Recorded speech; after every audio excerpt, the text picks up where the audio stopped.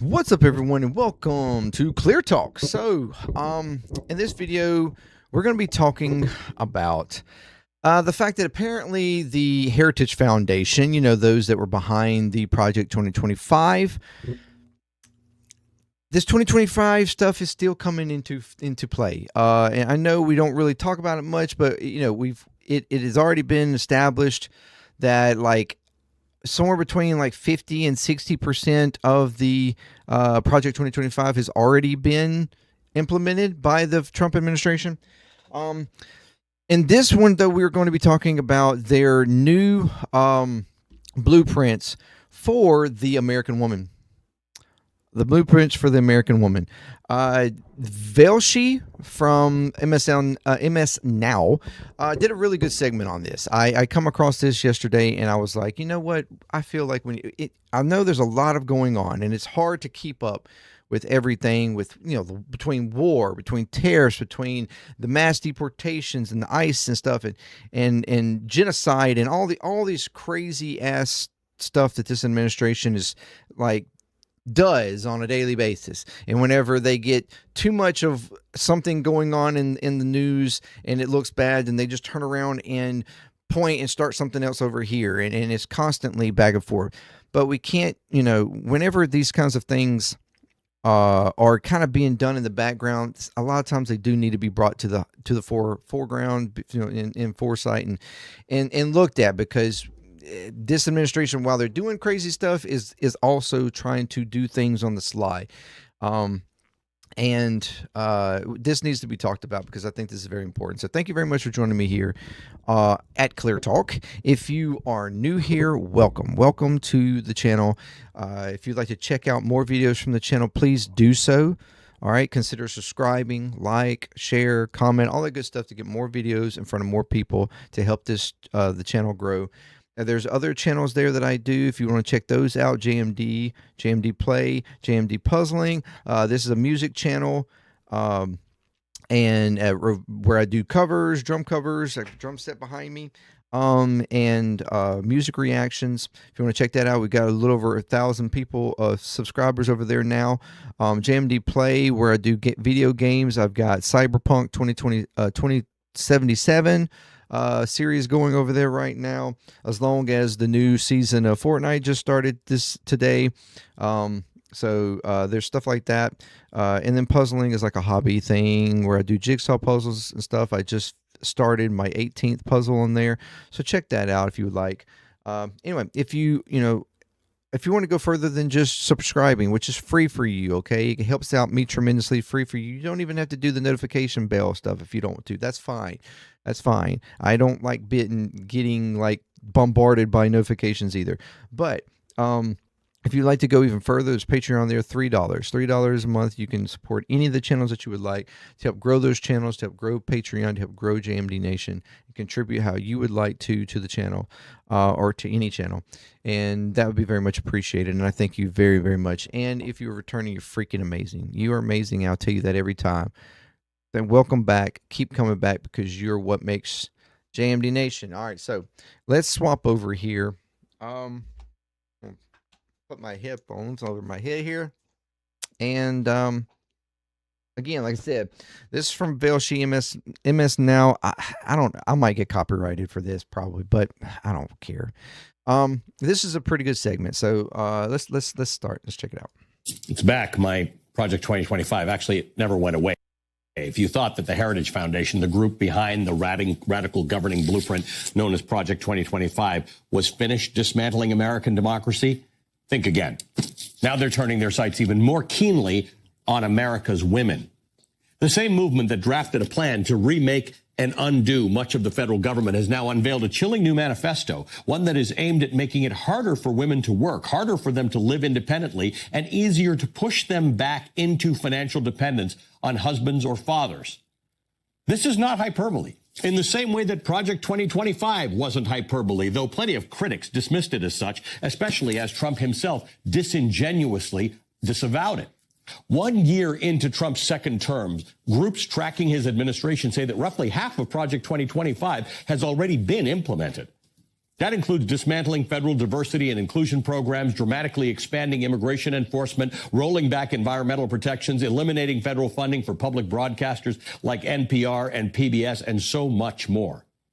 That blueprint also called for authorizing military troops to help seal the border, removing immigration enforcement protections from places like schools and churches, and dramatically expanding immigration detention facilities. If there's one lesson to take from all of this, it's this. Do not underestimate the determination of this movement or its hostility toward liberal values and the expansion of democratic rights for groups that they see as outsiders. 1 second. I forgot that I still had something up.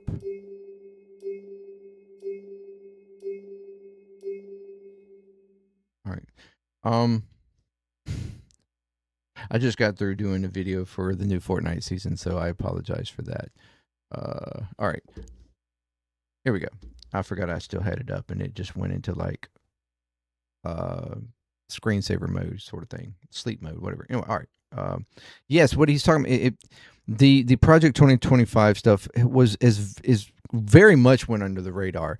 And like, again, people criticized it. Even, Trump even stated multiple times before, like, he didn't know what it was, but it was really bad and he didn't like it and blah, blah, blah. That whole, back and forth that he does where he acts like he doesn't know something, but then he does know, but it's bad or this and that. Like it's kind of like the war. It's not a war, but we're still fighting and we're trying to take care of this, but we're not in a war, or like we need help, but we don't really need anybody. The kind of shit that he does.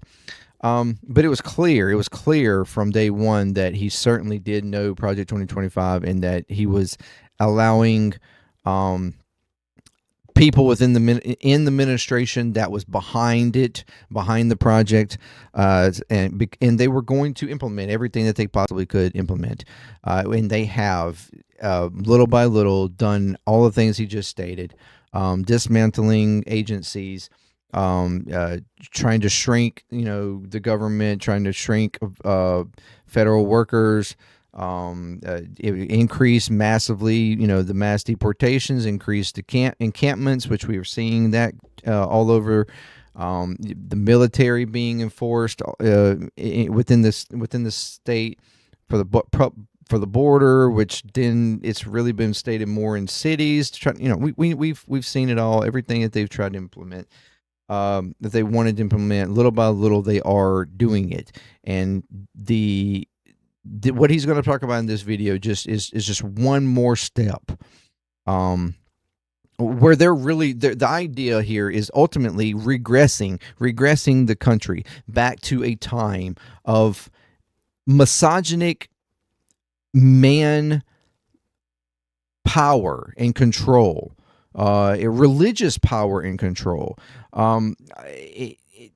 This is what this is for. And women, you remember before you had no rights, the women's suffrage movement, and everything. You were expected to be in the home, the homemaker, the kitchen, all this kind of stuff. You didn't have access as much to education and autonomy, control of your own autonomy.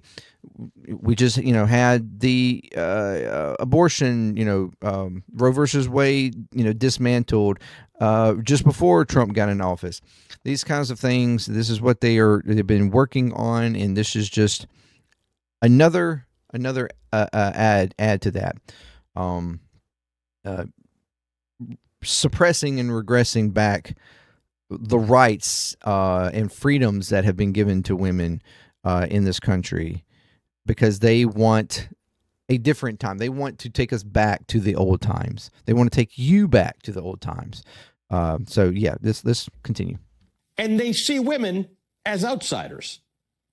Their latest document, Saving America by Saving the Family, a foundation for the next 250 years. You got to give it to these people. They think big. It was published in January.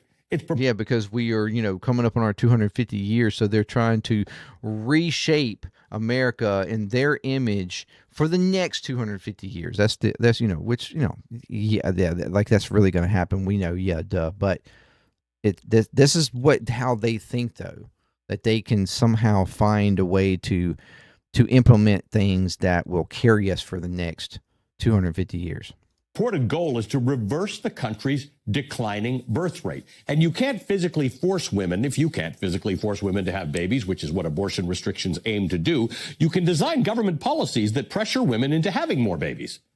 It's not exactly rocket science, at least not from the perspective of the ordinary caveman. You cut off opportunities outside the home. You make the public sphere hostile to women's independence. You create a system where the only viable path left for women is dependence on a man for survival. In other words, you drag the country back to a time when women had fewer choices. If Project 2025 laid out how a conservative administration could reshape the machinery of government, this new blueprint lays out the social vision behind it, a plan for what American family life should look like. And understand, that's conservatism. That is conservatism at its core, is to conserve, to suppress. It's literally the opposite of progression, which is what our country is supposed to be founded on, is the idea of progressing, is the idea of change, of more people coming in, of giving more freedoms to more people. That was what our forefathers thought. That even in that time, because of the zeitgeist-like mentality of the time, yes, certain people weren't given rights and did not have rights, but they knew that over time, with progression, that more people would want rights and would yearn for those rights, and they gave pathways and openness to a living document in a way that would allow for that. As people changed, as the collective community, the collective citizenry changed in its perspective of who should have rights, who should have freedoms, they ultimately projected that the idea would be that more people would have freedoms at some point in some time. And so that's the reason why they allow for that in our Constitution and in our Bill of Rights and everything, to have the ability for amendments and change. And that's why. And here we have conservatists, again, those who want to conserve and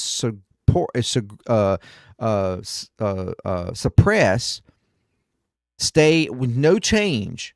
That's the idea of conservatism. Do not change. We do not like change. We want to keep things this way. We want to keep things the way of the old. No progression. That's what conservatism is. And that's what you are asking for when you are allowing or asking for conservative policies.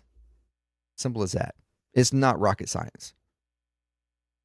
So when you support conservatism, when you support Republicans, especially conservative Republicans, that's what you're getting. That's what you're asking for things to not change, for us to stay where we are, and to not progress in rights or technology or infrastructure or anything, like to not move into the future, to stay right where we are. That's what you're asking for. It's simple. And if you think otherwise, then you're fooling yourself. Strip away the soft language about family values. What its proposals would actually accomplish, if carried out, is the rollback of decades of women's freedom. According to its authors, the reason women are having fewer children is simple: feminism. The Heritage Foundation blames the feminist movement for encouraging women to rethink their relationship to men, marriage, children, and family. Not the fact that, we're not even giving opportunities, or it's making it harder and harder, more expensive, more dangerous to even have a child these days. People are not wanting to bring children, not just because of feminism, because it's more expensive. Everything is more expensive. You can't even afford to have children. Not to mention the fact that they allow guns to be rampant and no regulations and control, and we have constant, mass killings, school killings, the safety of our children in our schools. Which, understand that they allow that because they don't want public schools. For one, they want public schools to be crazy, and for the ultimate opinion of public schools to go down so that they can privatize everything and make money off of people. That's the point. That's the point. That's the reason why they don't defend against or do gun regulations that would actually protect children when it comes to schools and stuff. That's the reason why they do that.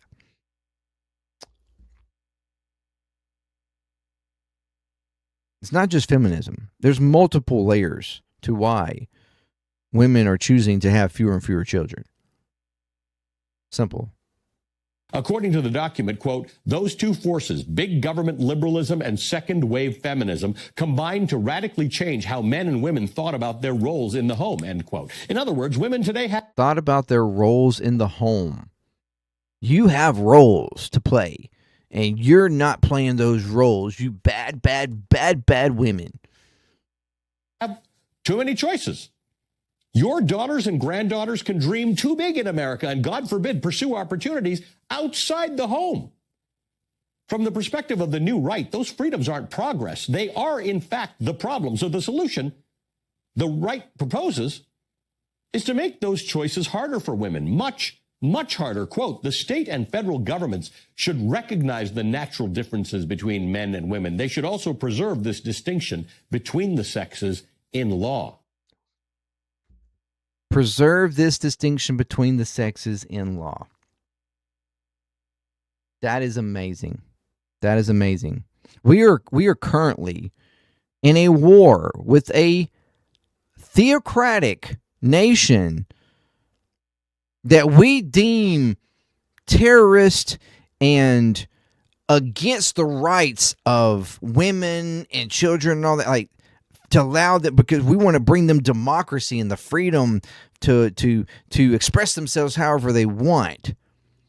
And that's what is one like foundation of the right for why, like, you know, their claim as to why we you know, one reason why we're doing this, to give freedom to the people, freedom to the women there, because they're so suppressed and oppressed there. You know, they don't have democracy that we have that gives them freedoms, but yet they're literally here trying to take your freedoms away. And at the same time, Christian nationalists are trying to make this a theocratic state. Do you see the hypocrisy here? Preserve this distinction between the sexes in law. The law should discriminate against women. Put them back in their place. The plan goes on to discourage women from higher education, arguing that college delays marriage and reduces fertility, and it frames contraception itself as part of this so-called crisis. Quote, as nations industrialize, several factors conspire to reduce birth rates. These include the proliferation of birth control, more prospects for women to receive higher education and work outside the home, the delayed financial independence of young adults, and the government's role in old age Social Security, end quote. Translation? Women controlling their own fertility, women seeking higher education, women working outside the home, it's all just bad. But the agenda goes even further than that. The report calls for reshaping tax policy to reward large married families while cutting support for single mothers. This is taken right from Hungary's playbook, which offers... I mean, that's why we even now, or have for decades now, had, you know, tax breaks for married people, because they want to try to promote as much as possible people to get married, and in that it means having children. And so we give you tax breaks for being married. We give you even more tax breaks for having children. And what he's about to explain here with Hungary has went way beyond that. Like, they are promoting and pushing so hard on having children, but yet, as he explains, people are not falling for it. And so it's causing them to actually move their own goalpost to try to promote people to have children. And it's just not working. Income tax reductions for each additional child that you have. If you have 5 children in Hungary, you pay no tax. Unsurprisingly, no one took up the offer because no one actually wants to have 5 children in 2026. So Hungary reduced it to a tax-free life for just having 3 children starting last year. That too has failed because nobody wants 3 children in 2026 either. So starting this year, if you have just a paltry 2 children in Hungary, you pay no income tax for life. And since young women getting educated and staying unmarried are the real scourge of a society, Starting this year in Hungary, if you're under 30 and you bring just one single life into this world, the rest of your happy maternal Hungarian life is tax-free. But I digress. That is wild. That is wild. That is wild.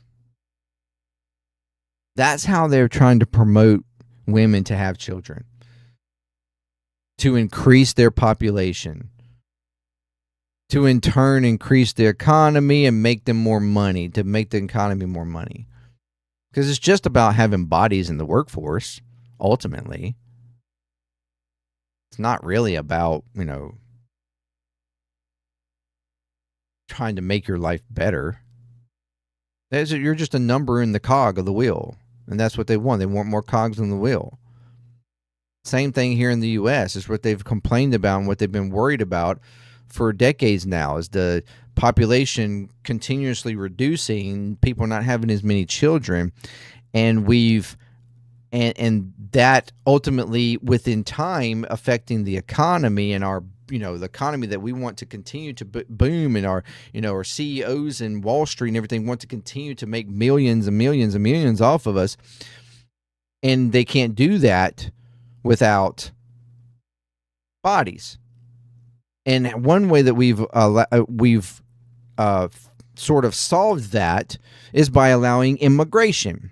Okay, from a freedom standpoint, more on the Democratic left liberal people, they think, well, this is a nation of immigrants. We should allow more people in. The more people in we allow, the more people there is to work, because people aren't having as many babies. That's fine. We're just going to have more people come here to help the economy, to help production, all that kind of stuff.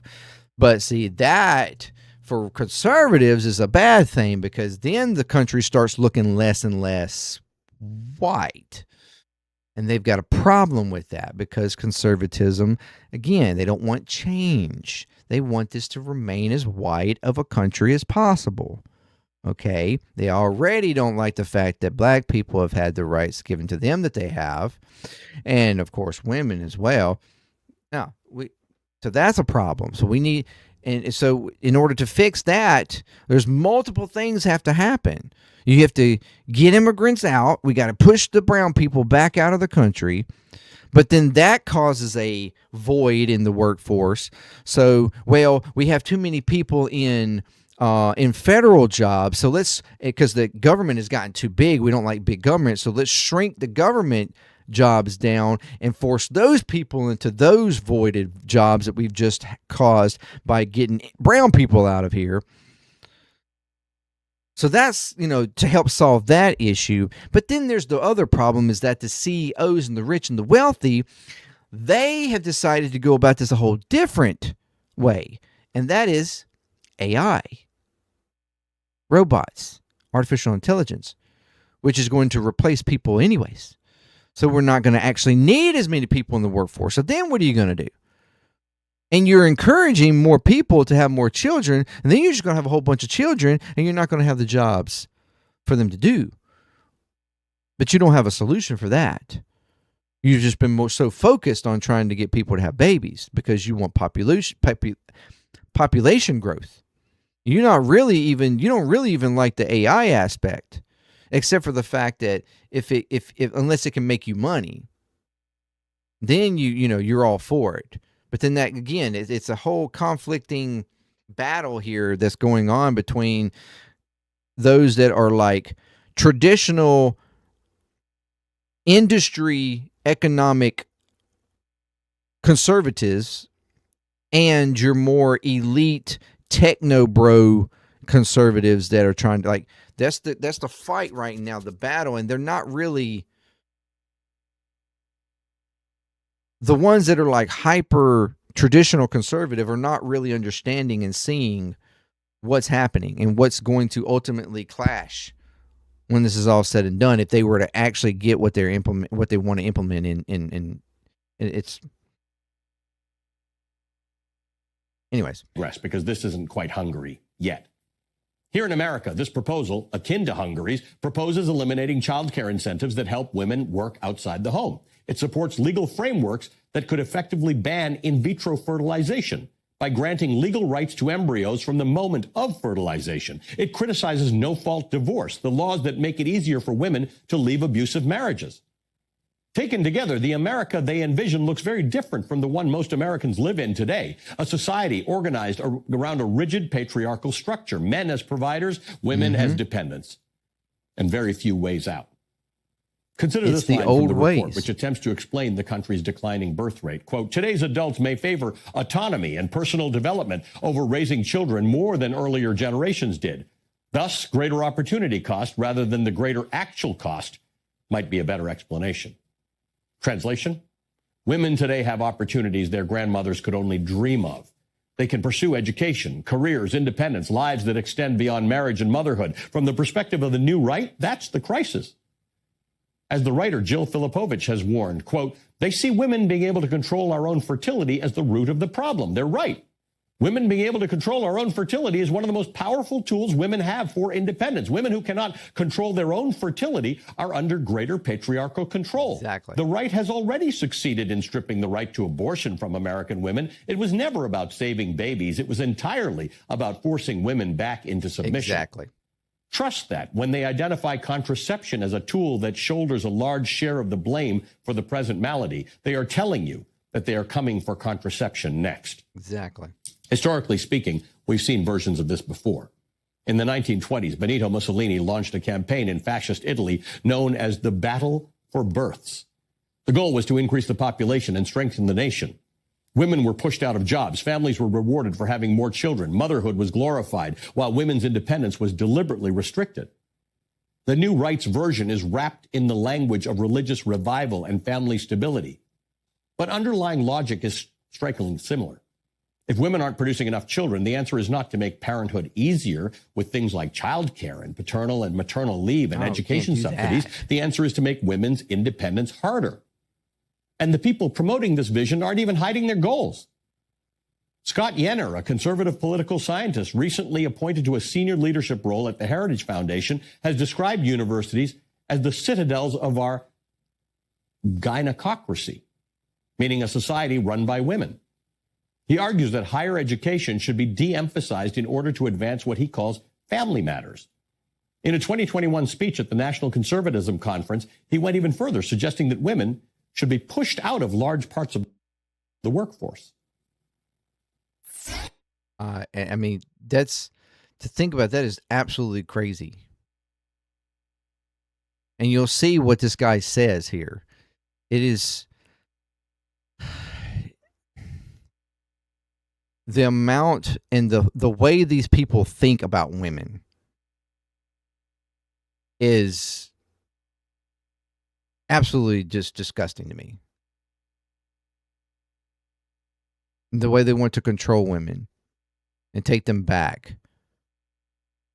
They shouldn't have the rights to this and that.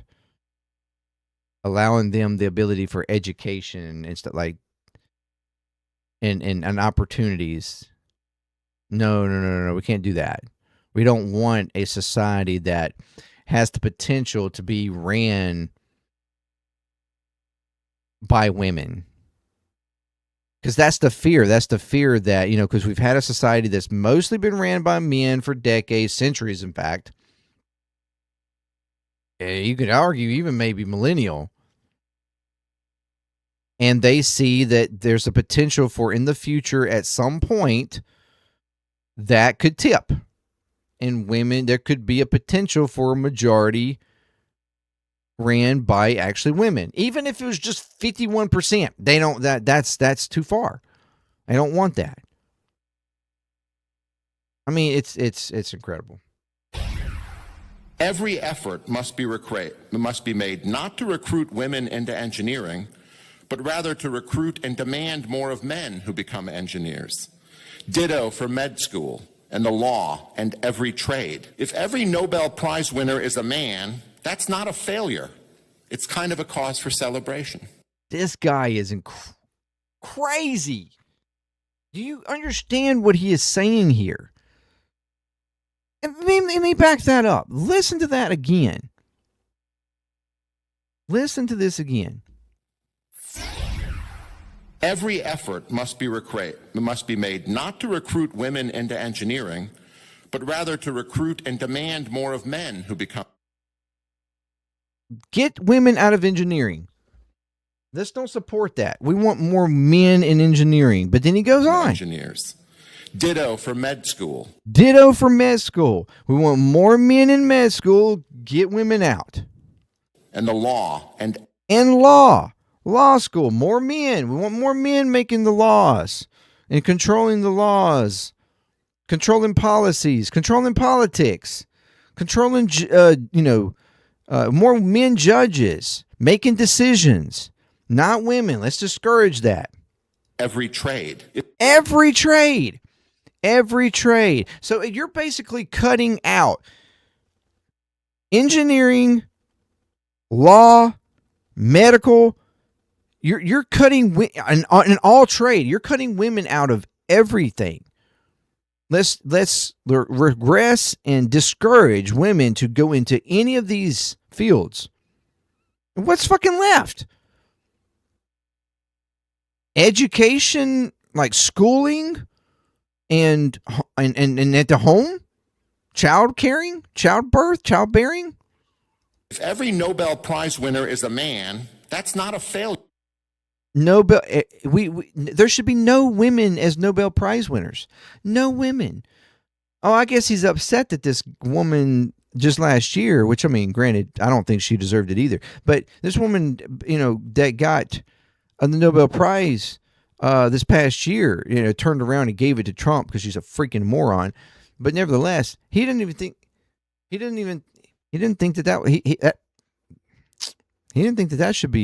should have happened.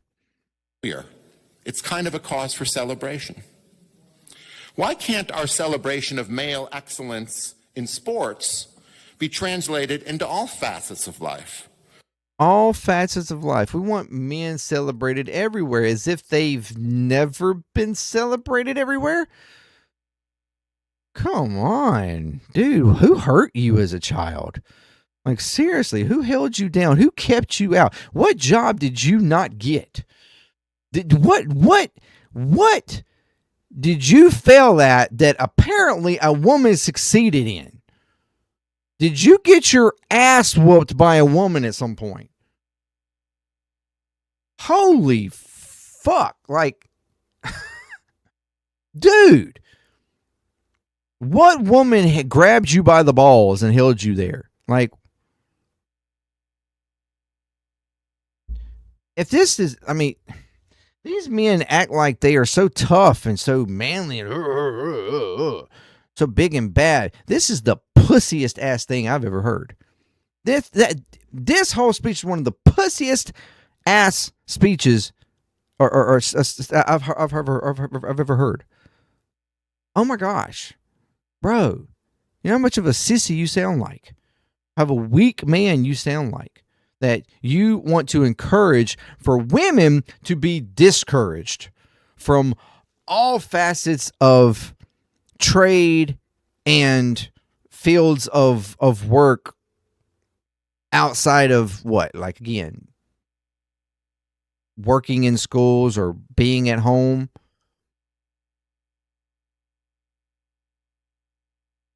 Bro. More successful men will mean more happy citizenry and a stronger nation.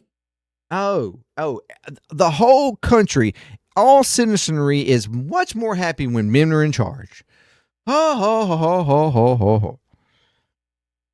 That is the patriarchal mindset, the privilege he thinks of being a man and what society should grant in that. Like, that is wild.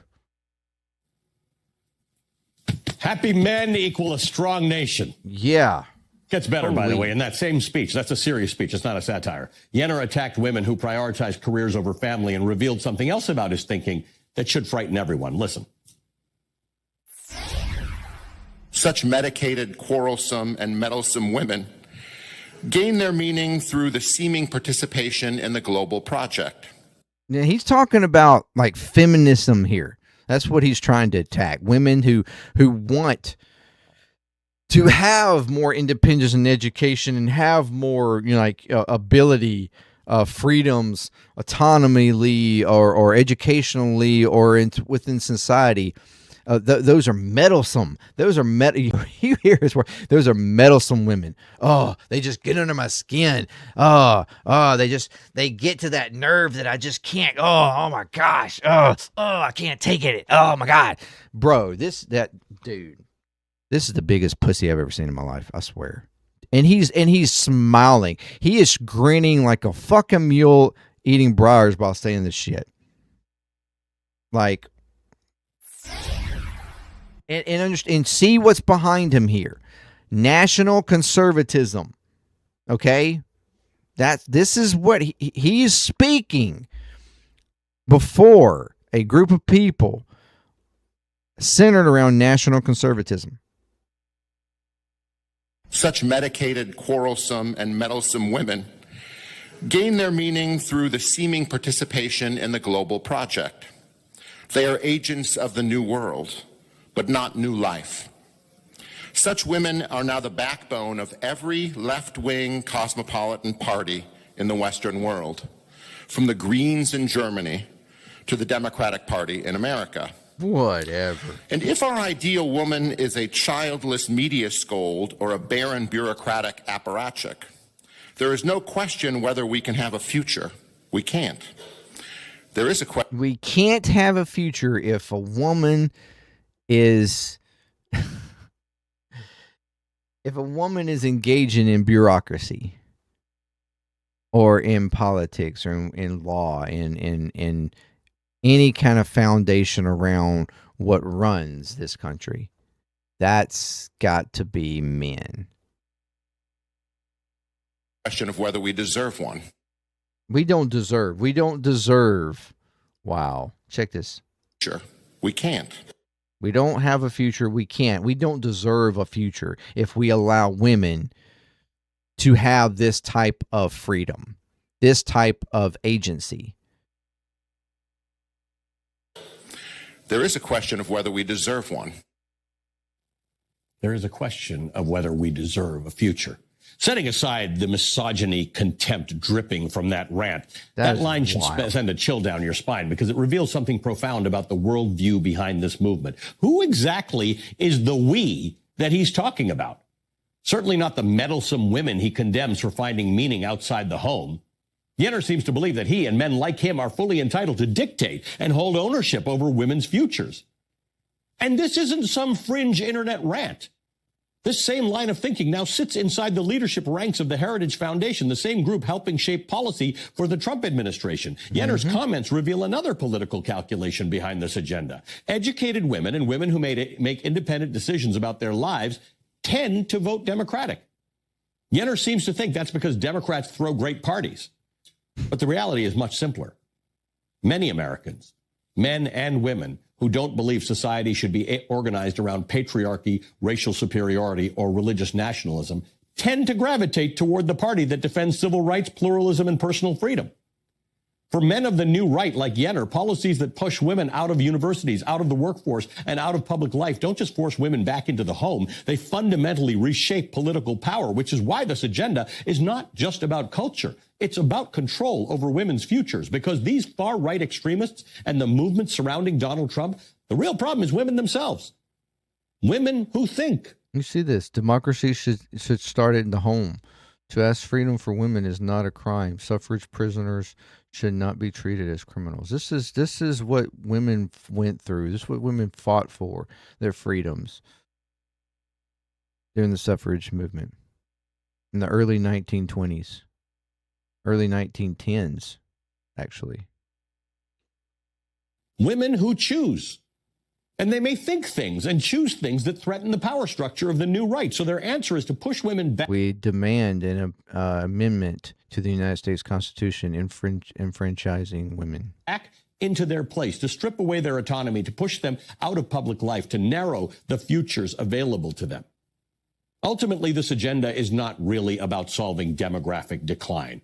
If increasing the natural replacement rate was the actual goal, the proposals would actually look very different. Countries around the world face falling birth rates, and they've taken. You would be putting in policies that would encourage people to be okay and accepting of having a child, to feel like bringing a child into this world would be a positive thing and good thing for them, that they would actually be able to give that child a good life, a good prosperous life, with opportunities. I mean, and have the freedoms that or even more freedoms that they had. But you're seeing an administration and a government and policies that are being put in place that is regressing all of that, all of those freedoms. Why would people want to bring a child into a world where people are literally live trying to take away rights?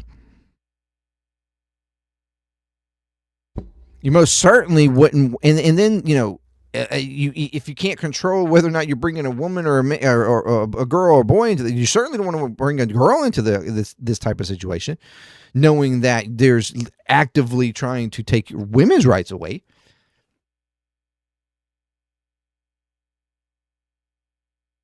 Like,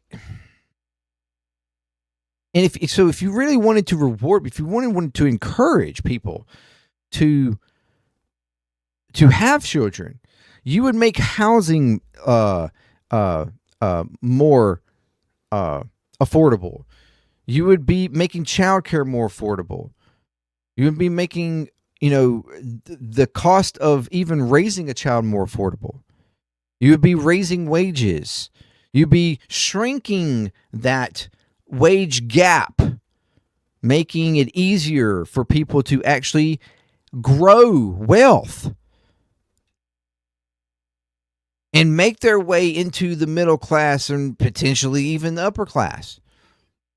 But no, you're seeing a continuation of that wage gap growing more and more and more. The rich are getting richer, the poor are getting poor. And guess what the majority of the citizenry is? They're on the poor side. And if they feel like they can't even afford themselves, much less bring children in and afford children. It's going to be harder and harder for people to even own homes. They're having to rent homes up into their 30s and even 40 at this point.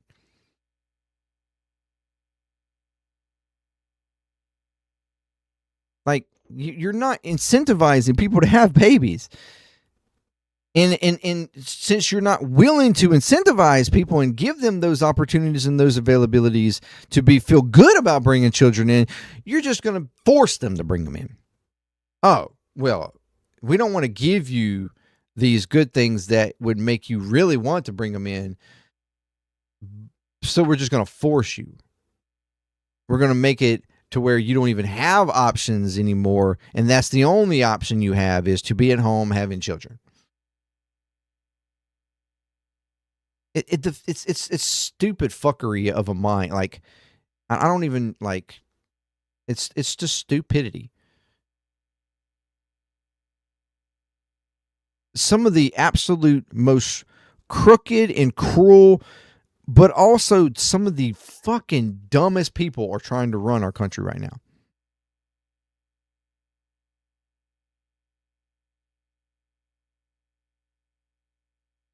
In very different approaches. They expand childcare. They guarantee paid paternal leave for mothers, maternal or paternal leave for mothers and for fathers. They make housing more affordable. They support working mothers. This plan proposes none of that. Instead, it calls for shrinking the social safety net, especially the programs that allow women to live independently. If women have fewer options, the thinking goes, they'll have more children. They'll be bound more tightly to the men in their lives with fewer ways out.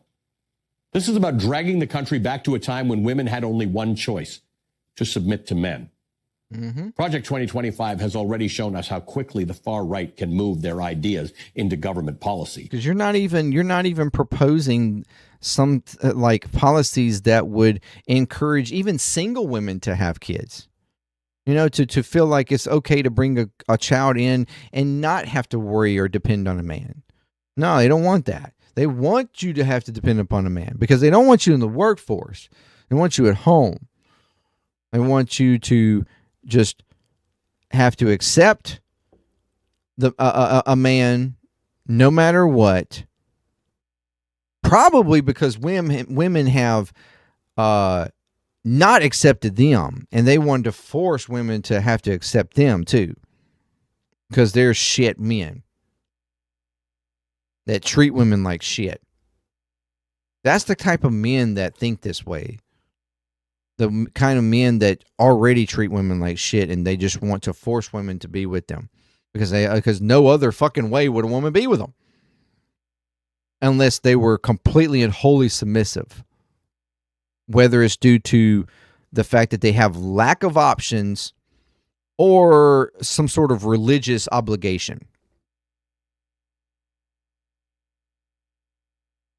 And the architects of these plans are not fringe figures. They are inside the administration. The CIA director, John Ratcliffe, the FCC chairman, Brendan Carr, Trump's border czar, Tom Homan, the SEC chair, Paul Atkins, the trade advisor, Peter Navarro, and Russell Vogt, one of the chief authors of Project 2025, who now runs the office that oversees the federal budget. The men behind this draconian vision They're all in this are administration. already in power, which means the stakes for America's women are very real. But history also tells us something else. As my next guest, Kathy Spiller, puts it, the United States has faced coordinated backlash against women's rights before. And every time women have organized, they've resisted, they have reshaped the nation. The women who fought for suffrage did not stop when they were dismissed as unreasonable. The women who pushed Title IX into law did not stop when they were told girls didn't need equal opportunities. The women who built the modern reproductive rights movement did not stop when the courts narrowed their freedoms, and we will not stop now. End quote. Exactly. That was a great segment. And I thought is a very important thing to talk about in the heat of everything else fucking going on. I understand that these are the types of things that this administration, like kind of low key under the radar, is going to try to push for. Continuation of taking away your rights as women. And I just wanted to keep these types of things in the forefront as much as possible.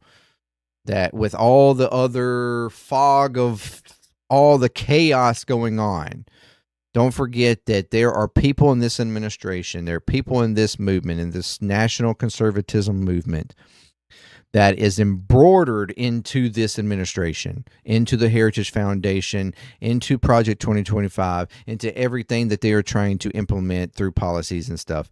Little by little, this is the type of mentality of these people. And we can't forget, we can't let this slip under the cracks when certain things, policies or stuff is trying to be pushed. So I thought it was very important to discuss. Let me know what you think. And until next time, peace, clear talk. I'm out.